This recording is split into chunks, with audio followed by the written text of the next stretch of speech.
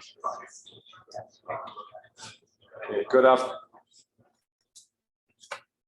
good afternoon, everyone. I think it's time for us to get started. I wanted to welcome you to the Jack Sandweiss Memorial Lecture. We're here to celebrate the legacy and scientific work of Jack Sandweiss. He passed away in November 2020 when we were all in COVID lockdown and quarantine. And so it's nice after 2 years to come back together and to take this occasion to celebrate his work, celebrate what Jack has done for the department and for Yale. And I also wanted to welcome again the Sandweiss family. It's great to have you with us today, and I've heard wonderful things, and I really appreciate you coming. Jack Sandweiss got his PhD in 1957 from UC Berkeley, and he then went to Yale in 57 immediately as an instructor. And after 7 years, he became a full professor. So from 1964 to his retirement in 2014, he was a full professor at Yale University. He had a career for 50 years. He served as chair of the physics department. He led Davenport College and was involved in many aspects of the life of the university. On his retirement in 2014, Yale College read out a tribute, and it called him a superb member of the Yale community, part of the glue that holds this place together. And he was praised for his service for helping to close the cultural gap between the sciences and the humanities. Jack Sandweiss really connected everyone, not only in the department here, but across campus. And he left his mark on many parts of the university. And I think many people I talked to still remember it. For his scientific work, Jack is also very well known. He was a recognized and highly respected leader in experimental particle physics. Soon after this discovery of the anti-proton, he pioneered building a beam of antiprotons at Brookhaven National Lab and studied the properties. And at that beamline, also new particles were discovered. He then also did groundbreaking work in fundamental symmetries. He looked at space-time studies, time reversal, and perhaps one of the most unusual things is he also studied moon dust. He was looking for strangelets in moon dust, and he actually used the old accelerator at the Wright Nuclear Structure Lab, which is now decommissioned and removed to do his work. He was recognized with numerous awards. He was elected to the National Academies of Sciences, and he was also very well known as the editor of Physical Review. And in fact, he was the longest serving editor of Physical Review for 20 years. So he left a mark on the field, not just through his scientific contributions, but also serving the scientific community and making sure that we're doing science at the highest level. So it's my great pleasure today to introduce a distinguished speaker, our guest, Professor Berndt Mueller from Duke University, who will be giving a lecture to celebrate Jack's legacy. Berndt Mueller is the James B. Duke Distinguished Professor of Physics. He is also a visiting professor this term at Yale, and we are very fortunate that he has been with us.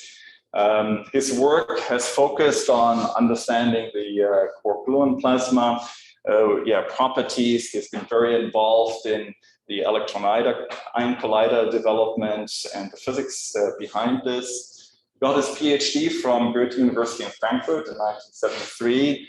He held many positions. Amongst them, he was the Associate Lab Director at Brookhaven National Lab from 2013 to 2020. He was chair at Duke University, Dean of the Natural Sciences, and also director of the Center for Theoretical and Mathematical Physics.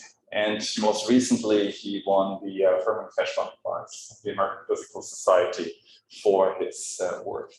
And it's my great pleasure to welcome Berndt Mueller to tell us about RHIC, a physics facility for the new millennium.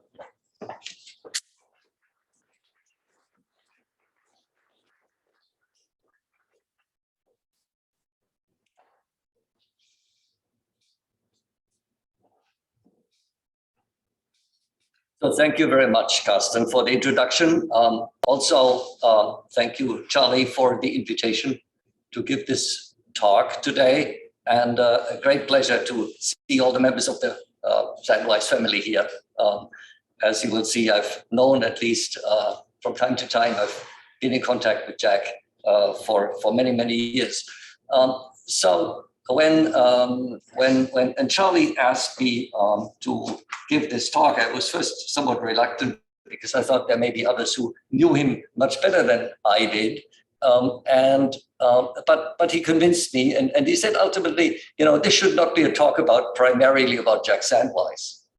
Jack wouldn't have liked that. He would have wanted to talk about physics. So I will talk mostly about physics, but of course it's unavoidable to also talk about Jack.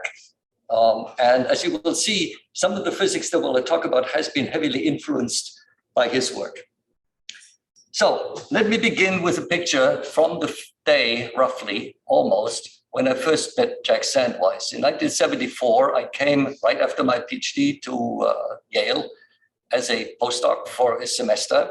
And of course, Jack was one of the most impressive faculty members, but there were many others. And so I was fortunate to find a photo, not of 74, but the year later, that is in the American Institute of Physics archives. And this is here. So many of these faculty members were those that I encountered in those days. The only one that and I've highlighted Jack here with a red square. The only one that I'm aware who is still here and who I've met is Peter Parker. Charlie, you're not on the photo because you may not have been at Yale at the time. Sure. You may not have been at Yale at 1975. Yes. So anyway, so there are a number of interesting observations, and I just will make two. The first one is, this is obviously an illustrious group, but you also notice it's not really diverse. If you would take a photo of today's Yale physics faculty, it would be more diverse than this. And the second remarkable thing is when you look closely, you wonder, couldn't Yale afford better curtains? Anyway, so here's another photo, again from the same archive of Jack Sandweiss, conversing with 3 Nobel laureates. Mel Schwartz, Jack Sandweiss, then of course, Tini Veltman, and Jack Steinberg. And clearly he's listening for once to other people talking, and clearly the physics that Jack was intent on doing and did all his life was capable of earning Nobel Prizes. He felt comfortable in that round. And one could even speak of one could talk of an unspoken motto of his kind of research, namely, an experiment isn't really worth doing unless it has the potential to earn a Nobel Prize. Now, of course, you can't guarantee the outcome of an experiment. It may not give you a Nobel Prize, but at least it should have the potential. And so this is highlighted in the first heavy ion physics experiment that Jack got into. It was experiment AGS, at the AGS, experiment 864, and it had the declared purpose of looking for so-called strangeness. In the later part of his career, he was fascinated with finding strangeness. Strangeness are atomic nuclei that contain many strange quarks. And there were speculations, especially after the MIT Diag model was developed in 1974. There was some good reason to believe that these could be stable or at least metastable. But nobody really knew how to produce them. And one could look everywhere, but how would you make them in an experiment on Earth? Because if you make a strange quark, it quickly decays. And so it's very difficult to make many many of them in the same place, in the same nucleus, at the same time, within their lifetime. So how would you do that? And I'll come to that in a moment. Now, the experiment was a great success, except it didn't find strangeness. But it found many other interesting physics phenomena, some of which will appear in today's talk. This was one of the highlight results, because the experiment was targeted to find particles with very, very small production probabilities over many orders of magnitude. It was looking for atomic nuclei with increasing complexity. And eventually, hopefully, somewhere you would find a very large nucleus that was also very strange. But of course, it didn't. Nonetheless, what it established is that whenever you want to add one nucleon to a nucleus, the probability of production goes down by a factor of 48 over many orders of magnitude, down here to, lithium and beryllium 7. Now, what does that tell us?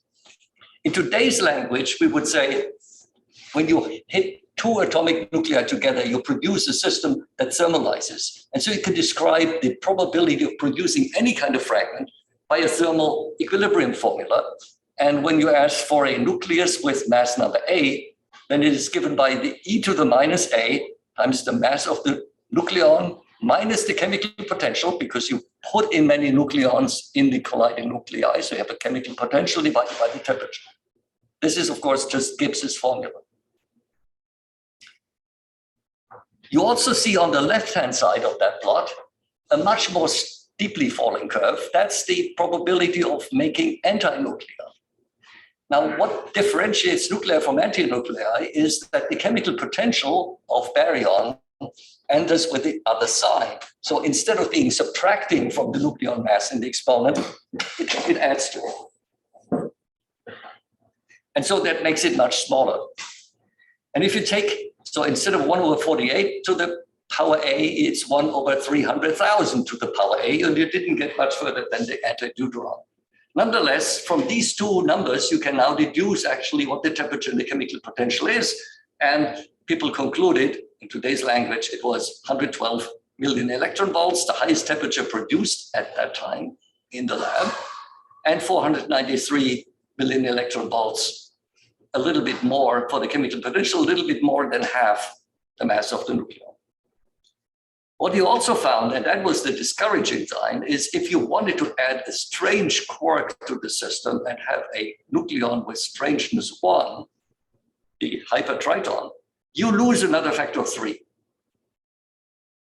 So the conclusion from this experiment is, if you wanted to make a strangelet, you would have to go down many, many, many orders of magnitude in probability, and you would not live long enough to even find one. So this didn't work. Now, the question that you can ask yourself is, how in the hell and why did Jack do that experiment? There's a lot of effort to hunt for something that is very speculative. Why did he do that? Now, he had become interested in strangeness as a probe because it held the potential of Nobel Prize worthy experiments. At the time when this experiment was done, there was a Nobel Prize for parity violation. It was in part triggered by observations among K-meson decays. And then, of course, there was the famous 1964 experiment of Cronin and Fitch that found CP violation in the kaon system. So looking for strange particles and mapping their properties held the potential of a Nobel Prize. Who knows what you could find? And so Jack was very much interested in this, and he developed, together with Bill Willis, who was also at Yale at the time, I believe, a hyperon. That's a strange baryon beam at Brookhaven National Lab. First of its kind, it was a great experimental facility. It didn't find a truly new experimental result. And nonetheless, this was the direction he was going. He also, as already Custom mentioned, Jack was the editor of Physical Review Letters. Now, that's quite a time-consuming job. if somebody wants to be a great physicist, why take the job of editor of physical review letters? Today, it seems preposterous. That's something for people who are semi-retired. But you have to go back and ask, how did you know about new ideas in those days? Well, the way this worked is that whoever had a new idea wrote a preprint, sent it to Stanford, to the preprint library, which every week put out a weekly newsletter with the new preprints, the titles of and the authors. Once you get that, you wrote a postcard to the authors and said, send me a manuscript. So this would take typically something like 6 weeks, depending on how quickly the mail went. But if you went first review letters, the editor, you would see exactly those manuscripts because they were submitted on day one. So you had a leg up to everybody else. So if you wanted to learn about the quickest way to learn about the greatest new ideas, that was it. I think that's my theory. I don't know whether it's right, but it at least explains it. And it also explains why he became interested in the Strangeness story, because in 1987, some of my young colleagues at Frankfurt submitted a manuscript to physical review letters that said, heavy ions are the way to make strangeness. And the reason is because in heavy ion collisions, you make many strange quarks inside the same hot fireball, and they identified a mechanism how it could cool down to develop strangeness. I remember many discussions I had with them at the same time, and I was not an author in the end of this because I said, I don't think this quite works. But it had a potential of working. And Jack, of course, saw it, and he said, look, this is the experiment I want to do. And he did it. And as I showed you, it didn't find the strangeness. But nonetheless, being the editor of physical review letters gave you a leg up in seeing the new ideas first. So now let me switch gears and not talk about Jack and his physics, but talk about RHIC. He was, of course, a great proponent of the relativistic heavy ion collider, having just gotten into heavy ion physics at the HES at Brookhaven. And let me remind you a little bit of what the path was towards the relativistic heavy ion collider. It starts in 1965 in two ways. First of all, the cosmic background radiation was discovered, which told us, everybody in the physics community, that the universe started out hot. It's quite cold today, but initially it was extremely hot. And so this raised the question, at the highest temperatures, what is the state of matter? There was a second publication in 1965 that spoke exactly to this. It was by a physicist at CERN who argued on the basis of elementary particle spectra that matter composed of elementary particles could not exceed a temperature of 160 something million electron volts. So in other words, the universe, if this is true, the universe could never have been hotter than 160 million electron volts, which would have been a big influence on the evolution of the universe and in early times and its infancy. But it became clear in the following years that, of course, matter could be made at higher temperatures, probably, but it would not be in the form of the elementary particles we know, but in the form of quarks and gluons that are independent of their binding into hadrons, protons, neutrons, mesons, and so forth. This was called the Quarkonium plasma. And the challenge was now experimentally how to make it in the laboratory to study it, and also how could you detect and investigate it. So the only way one could hope to make matter of that high temperature, of that energy density in the lab, was to collide nuclei at high energies. And so there were efforts in Europe to use an existing accelerator at CERN to study nuclear collisions. Whereas in the US, the scientists found that they had a semi-complete facility that the particle physicists had given up. And so why don't we build a new facility, the relativistic heavy ion colliders, and much higher energies than what CERN could provide? And there were good arguments to make, and I think we have borne out, that the energies that you could make in this new facility at Brookhaven were just the right ones to study this type of matter. But there were precursor experiments at the existing alternate gradient synchrotron at Brookhaven, the AGS, in which Jack Sandweiss participated with the experiment that I just showed you. Of course, there were wild speculations by theorists about what might happen, how you might see it, and so forth. And that's how it usually is. But many nuclear physicists were very skeptical whether we would ever make any conclusions out of colliding two nuclei about the matter that is created in it. Because in the end, you see thousands of particles coming out. How do you know what happened in between? The experiments at the HGSS and also at the counterpart at CERN, the SPS, concluded with tantalizing hints what might have seen a new state of matter, but they were not sufficiently conclusive simply because the energy wasn't sufficient to produce enough experimental observables to nail it down. So many scientists remained skeptical. And then in the year 2000, RHIC was complete and started operating. This is a very schematic diagram of its facility. Initially, it had 4 detectors. STAR and SPHENIX are shown here on the bottom. They are still operating. Well, SPHENIX is not operating, but it's just being replaced. And then there was Phobos and Browse, 2 smaller detectors that only ran for a few years. Some of the signatures that scientists were looking for, how to identify the Quarkonium plasma, were shown here in the schematic diagram that John Harris and I published in 1996. We didn't invent them, but we compiled them and decided this is what one should be looking for. Now it turns out, from today's vantage point, 3 of them turned out to be dead ends, but 5 remains. And they have indeed been seen and verified and studied in great detail, and I'll talk a little bit about that.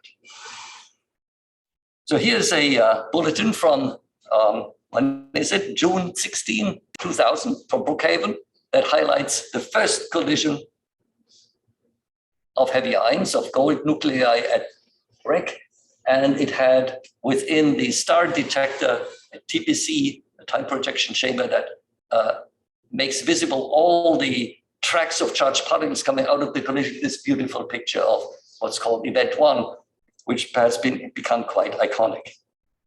So this was published in the bulletin on June 16. The event happened on June 12. So on June 12 was the first collision that was recorded.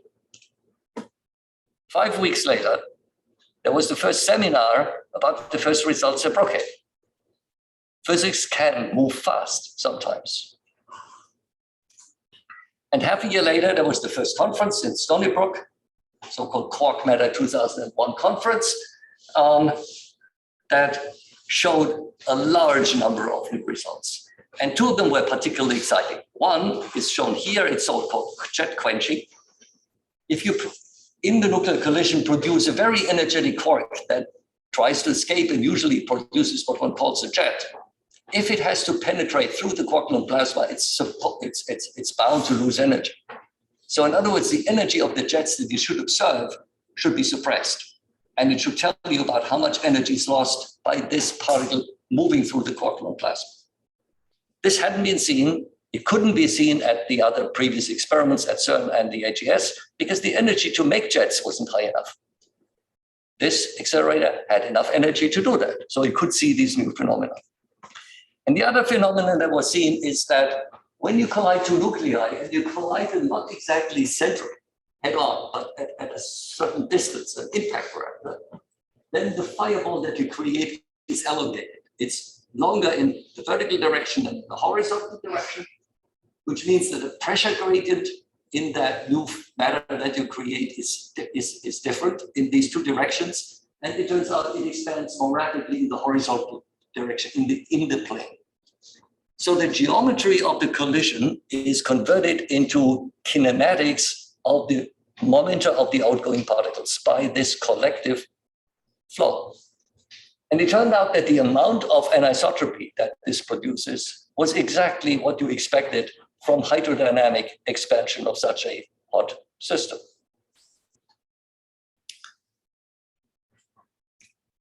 So this was very exciting. And the New York Times on January 28 had this headline, "On the verge of recreating the world," referring to the RHIC experiments, because they were testing the structure of matter at the beginning of the universe. And then what? Good question. But RHIC scientists answered it. It took them 5 years to do that because they needed to sift through all the data and really understand what was going on. But they concluded that from the data that the matter that was created was not what people had thought of as a gaseous form of dilute quarks and gluons, but it was more like a liquid, which is why it was flowing so well. Its viscosity was extremely small. And in fact, it is still today the lowest specific viscosity compared to its density of any material that we know. We can also say it's near the quantum bound. It took 10 more years to really establish that with error bars. And this is done today by taking the data from both from RHIC, but also the new facility that we have at CERN, the Large Hadron Collider, where you also collide nuclei. You take all the data, you compare it with model calculations of what happens in these collisions, and then in these calculations, the viscosity is one of the parameters that crucially goes in. And so by comparing the data with the modeling simulations, you can actually deduce the value of that entropy, of that viscosity. And you see here in orange, that's the bound that we have today. And it's about a factor of 5 or more, almost an order of magnitude less than the typical low viscosity substances we otherwise probe in the lab. It turns out, and this was also very exciting, that there is a paradigm that allows to connect this phenomenon to black hole physics. This here is a picture just from the beginning of this week. You may have seen it in the news. This is the first image of the black hole in the center of the Milky Way galaxy. And at the center of this, where it's dark again, there is the black hole. You can see it because nothing comes out of it. You only see the luminous matter around. And there's the event horizon. And it turns out that space-time, the structure of space-time near the event horizon of the black hole can be described by equations that are the equations of fluid dynamics with a viscosity that is just given by that quantum bound.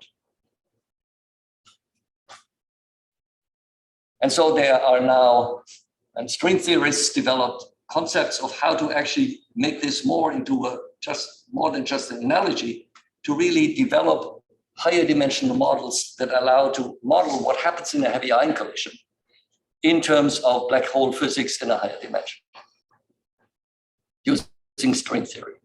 So this was very exciting, but let's come back to the experiments. So when you ask the question, how do you see or how do you find out what happens in the collision? What kind of matter do you produce?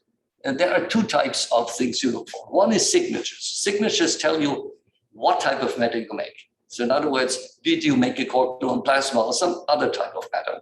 And they have to do with, can you see that quarks are deconfined, not bound into hadrons?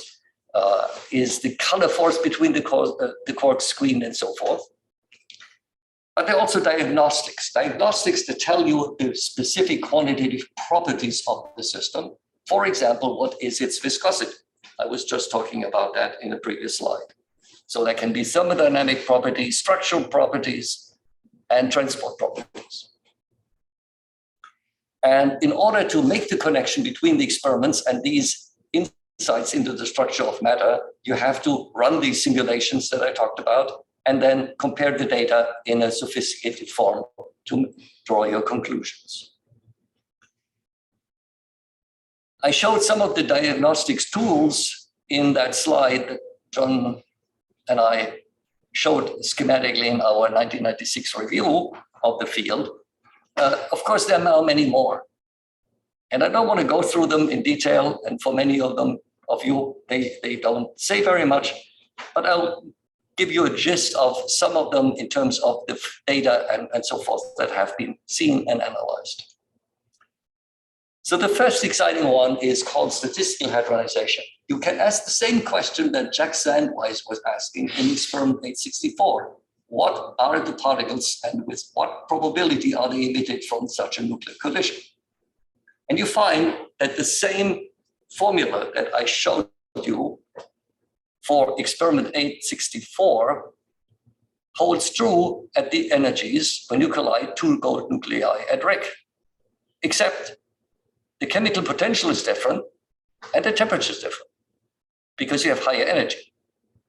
And so in the end, you have fewer nucleons that contribute because most of them go down the beam pipe. They have so much energy, they don't get stuck in the middle. And you produce a higher temperature because it's hotter.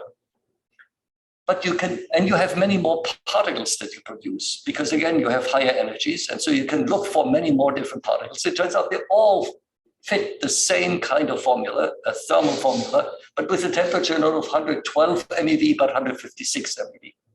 And a chemical potential that's not almost 500 MeV, but almost very small.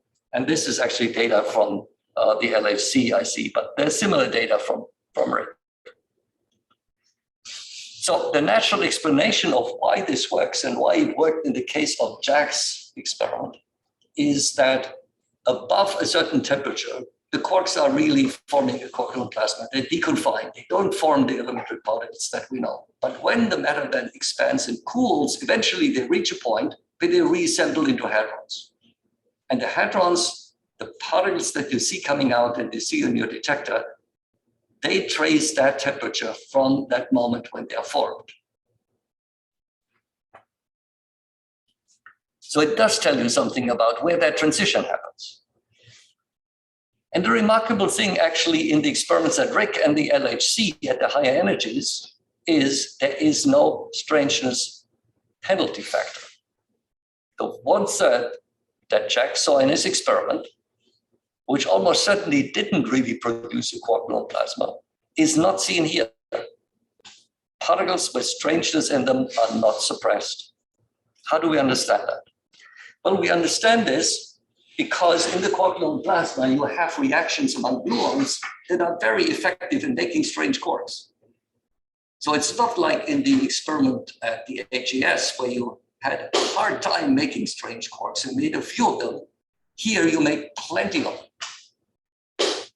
And so there is no penalty factor anymore because you can take many of these quarks and you can combine them into a single hadron. So you find a hadron like the omega baryon, which has 3 strange quarks, is produced just with statistical probability. And so the conclusion is, yes, it's a quark plasma because first of all, you make enough strange quarks, and secondly, they can combine just statistically into the particles that you see at the end.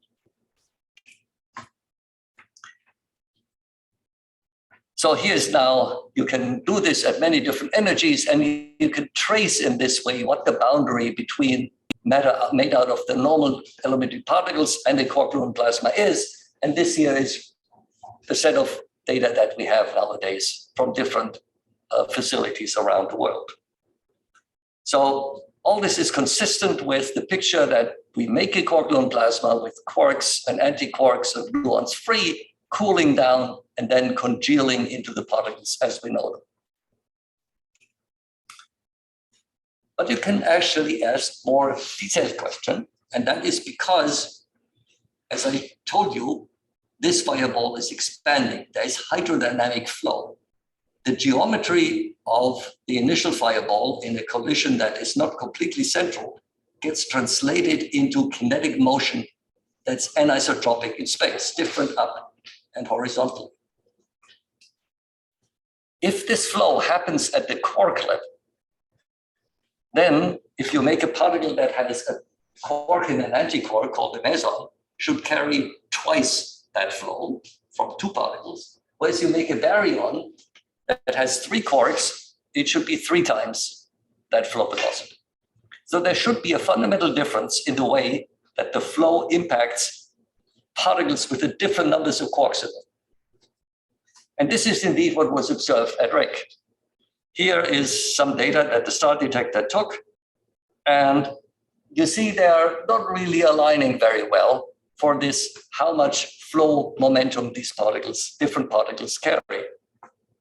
But once you correct for the number of quarks in them and ask what is the flow, the momentum per quark, you see they all coalesce into a single curve. And nowadays we have wonderful data. These are data all from RHIC at 2 different energies with many different particles. And you see they're all aligned, but only when you say the flow is carried by the individual quarks, not by the particles that contain several quarks. So the conclusion again is, yes, this has to be a quark-gluon plasma. One of the characteristics of the quark-gluon plasma is that when you have enough quarks close together in a single system at a high density, then the force between them becomes screened. Just like in an electromagnetic plasma, the electric force becomes screened because there are charged particles that can screen the electric force. But here now it's the strong force. And so the theoretical expectation is that one reason why the quark-gluon plasma has independent quarks is because it screens the strong forces among the quarks, and so they can bind into individual particles. That's called color screening, because the color force is the name for that strong force. Now, it turns out that if you asked for the question how bound states of 2 heavy quarks that normally are bound very strongly are melted in that dense system, it's not just that the force weakens, it's also that in that system, which is very hot, gluons constantly bombard such a system. So in addition to the screening effect, you also have an ionization effect under constant thermal bombardment. And finally, you have to take into account that once you cool down and you reassemble all the quarks into particles of bound particles, these bound systems can recombine, so that you can regenerate these states.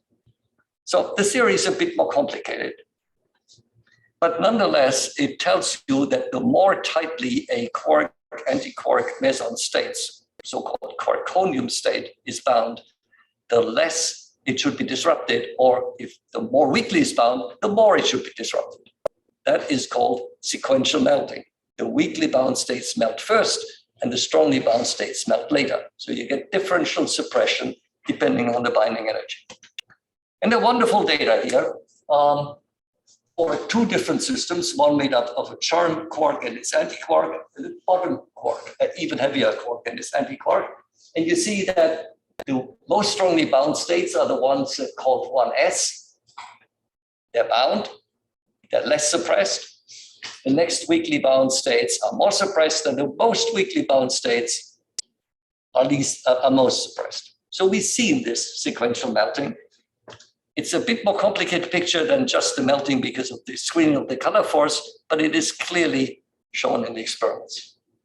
So again, this is a quark-gluon plasma. It shows exactly the right behavior. And finally, I mentioned in my first slide about the results of RHIC quenching. This has now been studied in great detail, and it's interesting because it tells you about how quarks, as they move rapidly through such a system, lose energy. And of course, that tells you something about the properties of the plasma, its stopping power, so to say, its energy loss efficiency. Now, when you see suppression of the emission of jets, you have to make sure that not everything is suppressed, but that is just the jets, those particles that lose energy, that are suppressed. And the way you do that is you look for particles that are containing quarks, and these are the mesons, like pi mesons, and you compare them with particles that don't contain quarks, namely photons. Photons are just electromagnetic interacting. They should basically emerge from the quantum plasma without energy loss, and so they should not be suppressed. And that's exactly what you see here. Up the topmost points, which go along the line that's labeled 1, are photons, no suppression within the uncertainties, and different mesons show exactly the same suppression. So this clearly establishes this is suppression of the emission of energetic particles because of energy loss. And the energy loss, of course, depends on how thick the system is, how big your fireball is. The more has to be penetrated, but also it depends on the density inside that fireball, and in particular on the density of gluons. So if you measure this quantitatively, you can actually measure what's the density of gluons in this quark gluon plasma. And this is one of the few ways of actually measuring not the properties of quarks in the quark gluon plasma, which I talked about, but the gluons. That's why it's so important. And here are some collection of data from RHIC and from down at the bottom, the red points from the LHC. As you crank up the energy, you crank up the energy density and therefore the density in your fireball. You also make it larger. And so you get more and more energy loss, which shows up in increasing suppression. By tracing this quantitatively, you can actually determine quantitatively what the properties of that energy loss are and how dense the gluons are in that system. You can go beyond this because you cannot just look at how a single particle loses energy. You can look at how a whole shower of particles is influenced. And that's a big enterprise nowadays at RHIC, but also in particular at the LHC, where you look at the whole evolution of that shower of particles that one calls a jet and studies how it interacts with the system. There are more interesting, surprising things that have happened. For example, you can study this question of how geometry influences flow.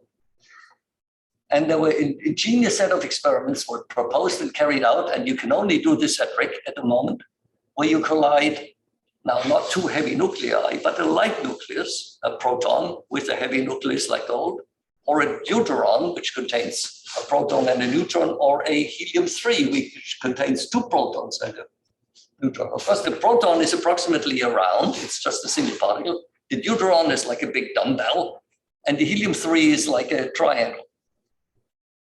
So they have different geometry. And if what you think is true, that the geometry is converted into flow, then their kinematics in the final state should look very different.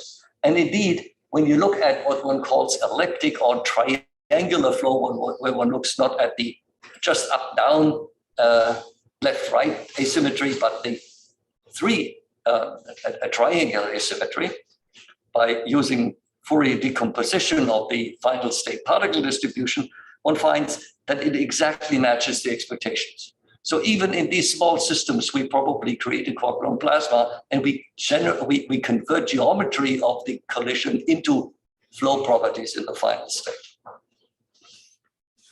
Another exciting phenomenon that Jack would have loved to investigate is the polarization of strange particles, lambda hyperons. The reason they can get polarized is that when you have this collision, where again the nuclei don't collide head-on, but somewhat at an offset with an impact parameter, you have angular momentum in the system. Actually, you have a tremendous amount of angular momentum of the system, and that can be transferred in the quark gluon plasma. So now think of the quark gluon plasma as not only expanding like this, but also swirling around, or one says being vortical, having vorticity. And then a particle with spin interacts with this, and its spin direction is influenced by the orientation of that vorticity. And that's exactly what one observes. So there are very nice data both from RHIC and LHC. These are measurements at RHIC, where you find that if you add up the polarization of the lambda hyperon, remember hyperon beams was what Jack Sandweiss built at Brookhaven, but these are now hyperons produced in a heavy ion collision. And of its antiparticle, if it's vorticity, they don't care which type of particle it is. It always should be polarized in the same direction because it's really done by the orientation of the swirling in that liquid from which they come. And indeed, they add up. When you subtract them, they should be approximately 0. However, if there were a magnetic field present, and again, when you collide nuclei, because they have an angular momentum and electric charge, they can produce magnetic fields, then you should see also a non-vanishing difference. The fact that it's almost 0, and with the best experiments now, it's compatible with 0, tells you you can put a bound on the magnetic fields in these collisions. So quite interesting physics investigations. You can push this as far as not only looking at the polarization with respect to the transverse plane, but also in the longitudinal direction, and a very interesting phenomena that have been observed about the complexity of the vortical structure of these quark-gluon plasmas. Okay, these are all the data we have. Now, let me briefly for 5 minutes talk about the future and then wrap up. Really, what we'd like to do is to study exactly where and how that transition between the particles we know, proton, neutron, mesons, and so forth, and the quark-gluon plasma works. Where is it exactly? What is its structure? Is it a phase transition? Is there a critical point, and so forth? And the way to explore this is by changing the energy with which you collide, because with that you change the temperature and the chemical potential of your system that you make. So RHIC in recent years did a very detailed beam energy scan where they went through a number of different, I think 13 different collision energies to really map this out. It was a big effort. And you see here check marks on all the planned data taking in over a period of 3 or 4 years. So this also used a lot of new technology of how to actually cool beams. It was very successful, but only the first data have been evaluated. We haven't really had yet a detailed analysis of, but these results will come over the next 3 years.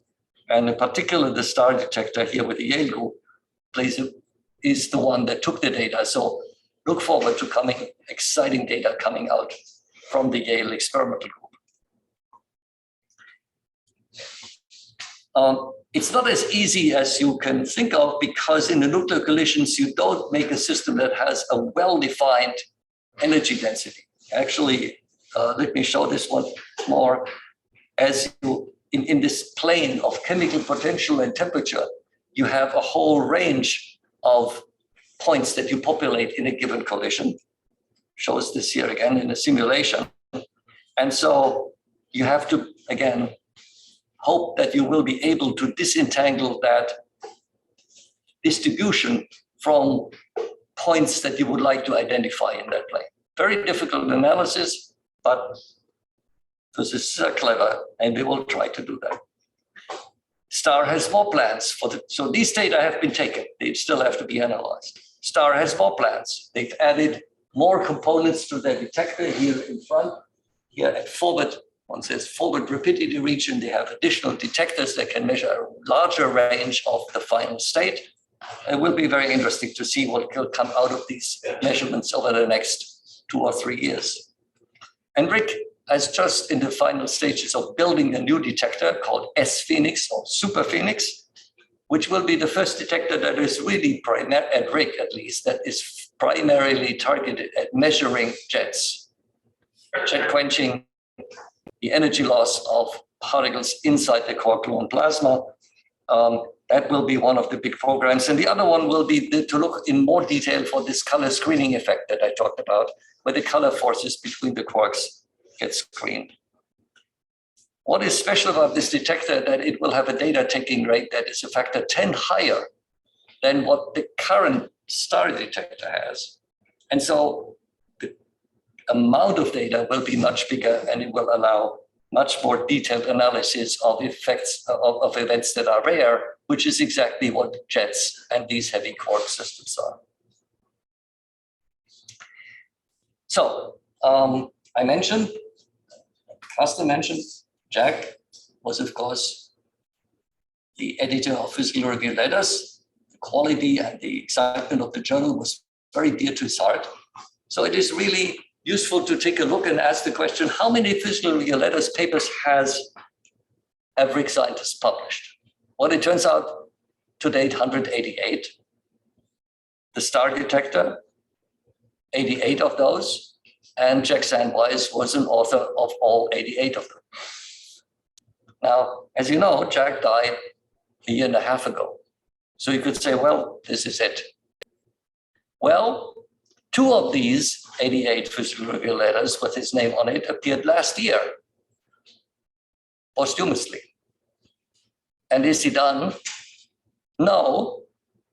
There are 4 new preprints on the preprint server from this year with his name on them. And we'll see how long this will go. But I wouldn't be surprised if 5 years from now, I come back to here and we will still have Jack Sandweiss publishing data from RHIC. So let me end with another picture of Jack. This is from some workshop that I couldn't identify, taken quite a while ago, as you can see. And when you look at it and you analyze it, you say, well, an interesting paper in one hand, cup of coffee in the other hand.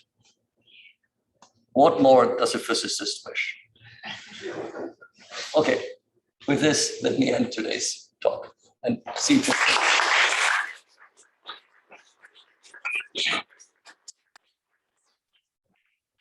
Well, thank you so much, Berndt, for this wonderful talk. And yeah, I think Jack's legacy really continues, not only with the papers, but also with the spirit of science here. Since we had such a great in-depth physics talk, we'll open up for questions and comments. John. Yeah, I'd like to make a comment because Jack joined the alpha magnetic spectrometer experiment with Santini, and his main goal was to look for strangeness on that. So I expect that there'll be many more papers beyond the ones that you mentioned from RHIC with Jack's name. Yes.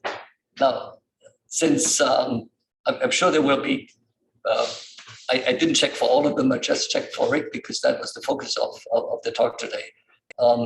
But for those who don't know what the alpha, does everybody know what the alpha magnetic spectrometer is? Does anybody not know it? Okay, so the alpha magnetic spectrometer is the first superconducting spectrometer that is actually in space. It was brought up by the space station and incorporated into the International Space Station, I think, right? But yeah, brought up by the space shuttle and then incorporated in the station. If you think about it, it's really non-trivial to do a major superconducting experiment in space. So that's quite an enterprise. And it's been successful. It's found many interesting things. I'm not sure it has found strangeness at this point. And of course, the question is, if they exist in the universe and just come in through the cosmic radiation, how were they made, right? The most likely way would be that they're made by bombardment of some piece of material in space by cosmic rays. But this is analogous to the heavy ion reaction. So quite frankly, I doubt that there is any process that can make them, even if it principally could exist. But of course, experimental physicists look for them and they don't listen to theorists for a good reason. Yeah, I'm sorry to be that guy. The alpha magnetic spectrometer was supposed to be a superconducting magnet. They never got the magnet to work, and it's in fact permanent magnet, and it's why it's able to still be taking data because they couldn't keep it, Thanks for correcting me. I didn't know that. Thank you. Any other questions? Well, you gave us a great overview of the program. If you had to speculate exciting things that might come in the next 5 to 10 years, what are the things to look forward to? Well, I think the most exciting near-term results that I expect come from the beam energy scan, right? And what exactly they will be, we don't know. But I think it has the potential to really tell us new things about the phase diagram of strongly interacting matter, and the data of fantastic quality. So we'll see what they tell us. But that was what I would really be be looking for. Besides that, there are fantastic new data that will be taken by the ALICE detector, which of course is also with leadership from the Yale team, in particular about jets and about charm particles. So maybe we'll see the first charm particles with 2 and 3 charm quarks in them. Exciting new stuff to look forward to. Well, on that note, please join me in thanking Berndt again.